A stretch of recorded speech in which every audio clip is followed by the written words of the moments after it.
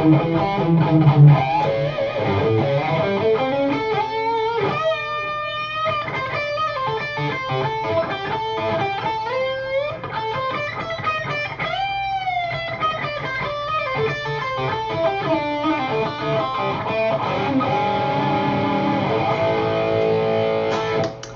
everybody, Nick here. Welcome back. So what was that I just played? Was it minor pentatonic? Was it blues scale? Was it major pentatonic? It kind of had elements of all of that together actually.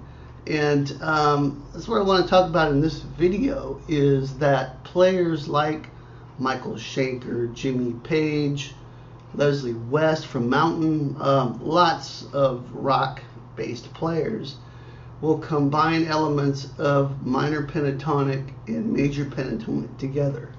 And there's a lot of ways you can approach this. From a theoretical point of view, you can approach it. But I'm going to try to keep it simpler than that and use something that we already know and then just modify and add a few things. Maybe take away a couple things to that. So the thing that we all know and love is the minor pentatonic scale.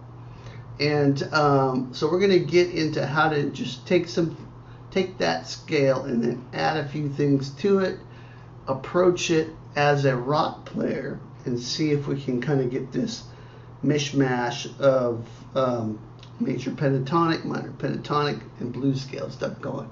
Okay, before we get started on that, make sure and check in the description below. I've got a really cool free gift for you. It's called Sweep Picking Boot Camp, and it's got all kinds of cool arpeggios, little exercises, video demonstrations, and tab for you to check out if you've ever been interested in working on sweep picking, or if you're an experienced sweep picker and you're looking to improve your chops. There's a lot of good information in there. It's my free gift to you, so make sure and check that out.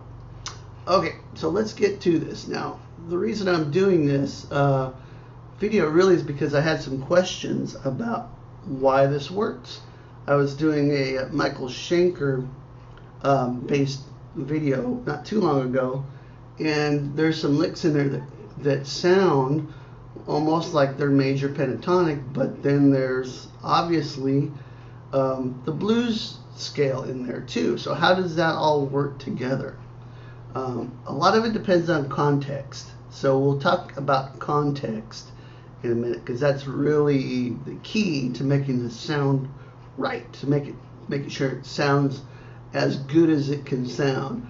But before we do that, let's just take a look at the basic minor pentatonic scale.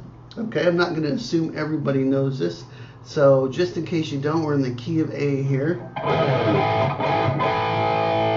And of course, every time you play an A power chord, it's always nice to slide into it. I can't help myself. I don't know why I do that, but I just like it. Alright, I think it sounds better with a slide. Minor pentatonic scale in the key of A. So we have the root A on the 5th fret on the 6th string. We have C at the 8th fret. We have D and E on the 5th string, 5th and 7th fret. We have G. There's your penta, that's 5 in Greek. There's your 5 notes. Now we just repeat those notes. We've got A, C, D, E, G, A, and C again. Okay, most people are familiar with that.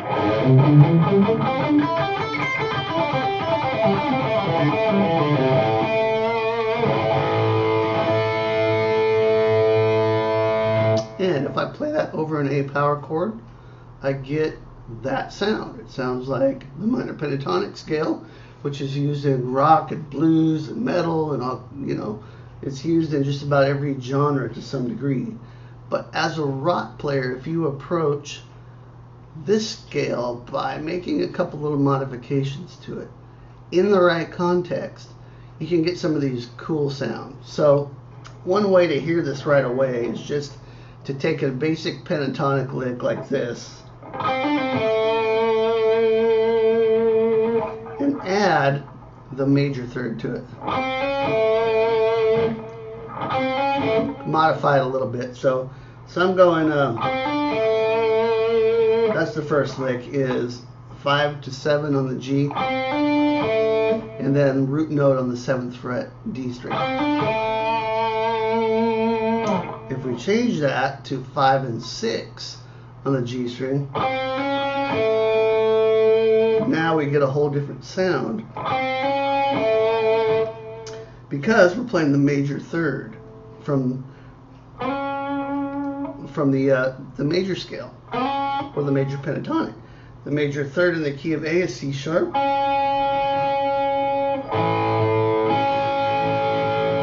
Decidedly major, but we're going from a minor third to a major third. So it's minor to major and then resolves on the root. So you get sort of a rub there between the two. It's definitely not as triumphant sounding as the major pentatonic scale. Okay, so if I just did major, if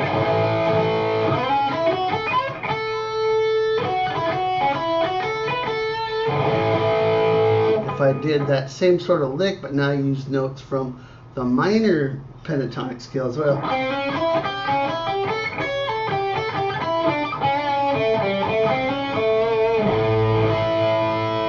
Okay, it's got a little bit more of that rub to it, push and pull. I love it. Like I said, guys like Michael Schenker use this all the time. Now, the key is getting that major third in there, but still keeping intact the minor pentatonic scale in general.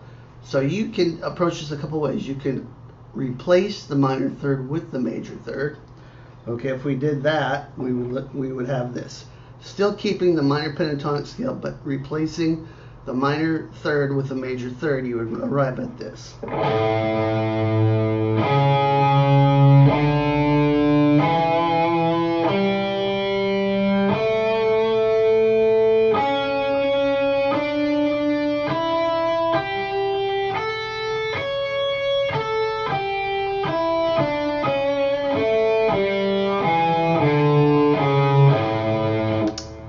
Has a name. This is called the dominant pentatonic scale, and because it keeps that flat 7 in the minor pentatonic, which in the key of A is this G note, it keeps that, which works well over a dominant chord. Dominant 7th chord in the key of A, an A7 chord, has the flat 7 and the major third, as well as the root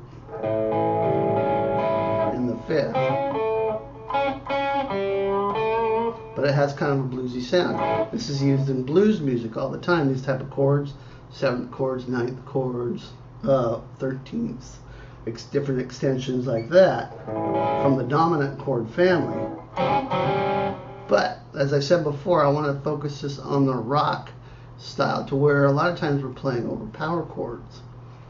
In that case, you just got the root in the 5th. So any notes you add on top of that will color the chord. Okay?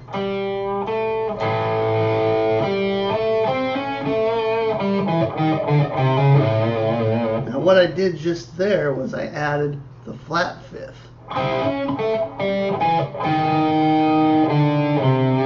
And if you notice, it sounds kind of like, it sounds like it fits, but it also sounds like a passing tone. Like you don't land on that note. Unless you're Black Sabbath.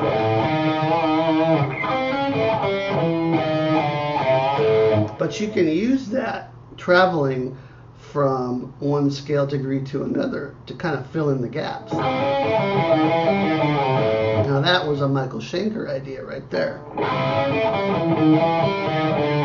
And notice how I'm doing this, the minor third to the major third, the root, flat 7, 5th, flat 5, back to the 5th, flat 5, fourth, slide down to the minor third, and the root.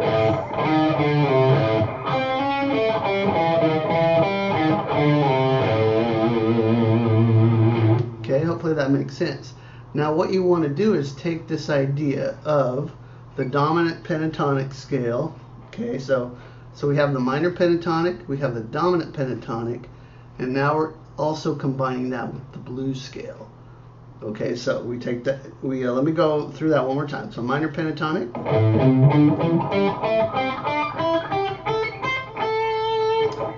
dominant pentatonic,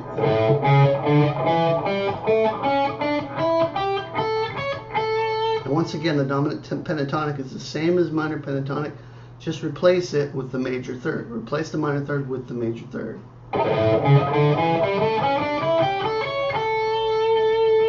Okay, let me spell that out for you, fret-wise. So we have 5th fret on the low E, 4th fret on the A string, 5th fret on the A, 7th fret on the A, 5, 7 on the D, and we're going to go 6, 7 on the G because we're replacing this 5th fret, which is the minor third, 5, 8 on the B string, and then 5, 9. See, we're going to grab that major third instead of this. And just even with that, we sort of get that sound of the major third and the minor third. I'm sorry, the major pentatonic and the minor pentatonic.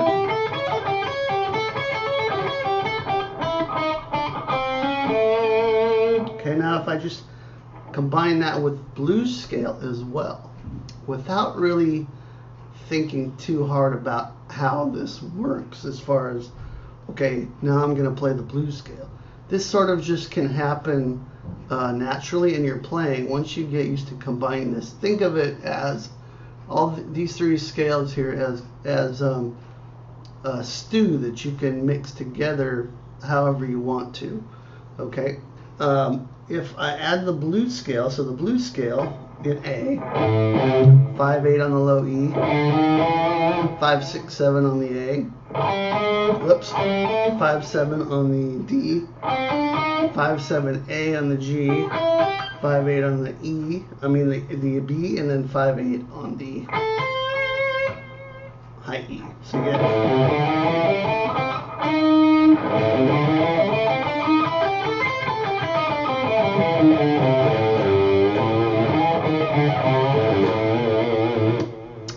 we're going to combine all this together. Now the major pentatonic scale would be 5, 7 on the low E, 4, 7 on the A, 4, 7 on the D, 4, 6 on the G, 5, 7 on the B, 5, 7 on the high E.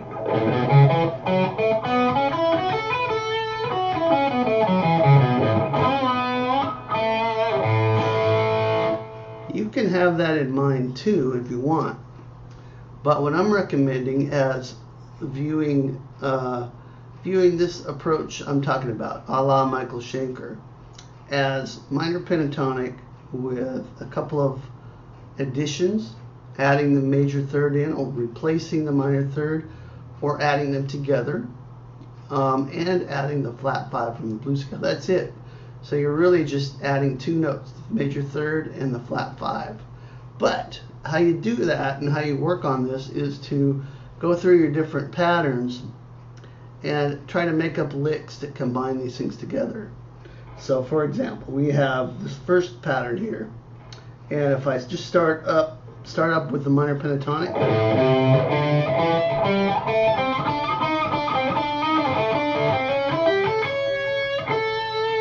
started minor pentatonic, then went blues scale, then added that major third in from the dominant pentatonic. Let me do that again. Something like that.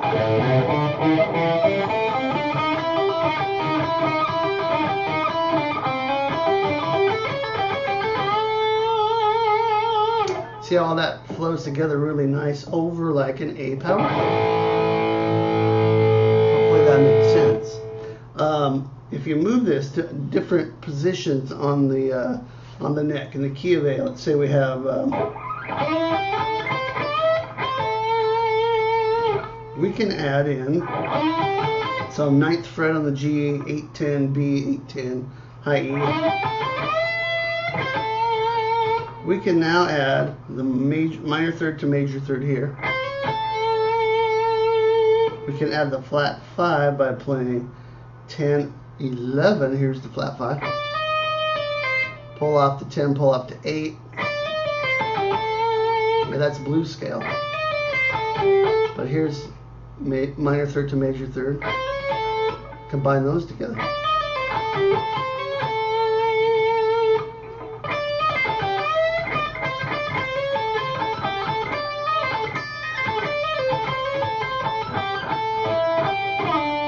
Move yourself back into the first position.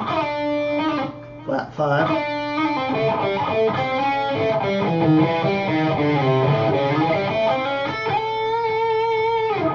Add major thirds in there, blues scale. It's all combining very nicely. A lick that kind of reminds me of Jimmy Page is something like,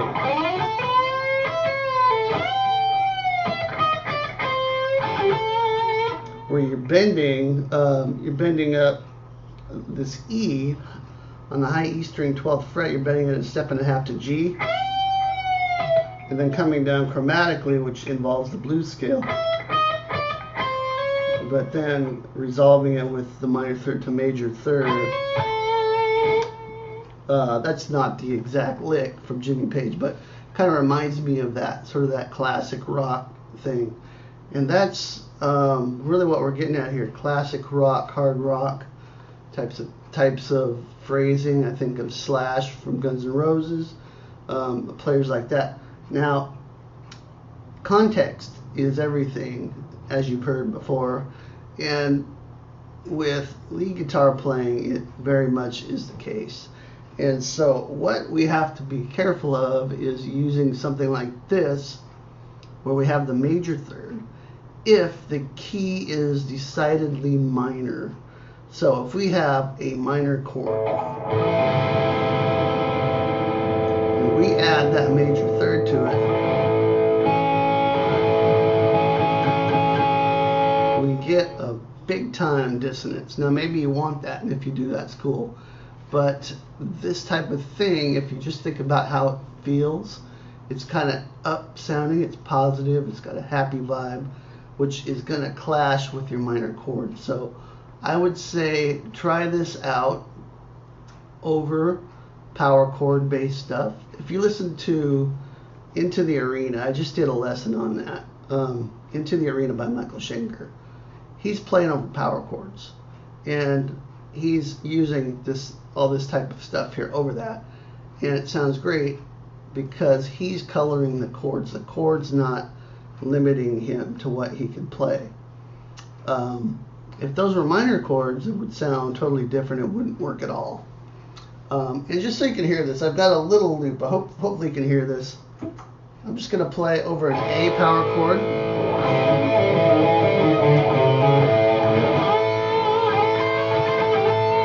Now an A minor chord is going to come on.